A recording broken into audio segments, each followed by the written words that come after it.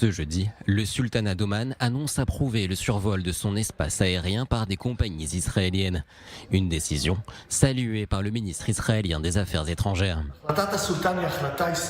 C'est une décision historique qui raccourcira la route vers l'Asie, réduira les coûts pour les citoyens israéliens et aidera les compagnies israéliennes à être plus compétitives. L'annonce a été effectuée par l'Oman Aviation Authority à l'occasion de la visite de la secrétaire d'État adjointe Barbara Leaf. C'est Washington qui avait pris l'initiative d'inclure un début de rapprochement avec Israël sur fond d'un accord territorial avec l'Arabie saoudite. Tout a commencé en 2018 avec la visite à Oman de Benyamin Netanyahou, alors Premier ministre. Le sultanat avait approuvé le survol de son espace aérien par les compagnies israéliennes. Mais en pratique, c'était une décision compliquée à mettre en place, l'Arabie saoudite interdisant les avions israéliens.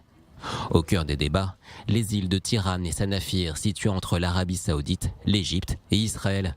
Des îles cédées par Riyad à l'Égypte dans les années 50 et récupérées par Israël à la suite de la guerre des 6 jours. Jérusalem et le Caire ont ensuite signé des accords de paix, accordant un statut international à ces deux territoires, jugés stratégiques pour le passage de navires commerciaux. Depuis 2017, Riyad tentait de reprendre le contrôle de ces îles. En échange, Israël réclamait le droit de survoler le territoire saoudien.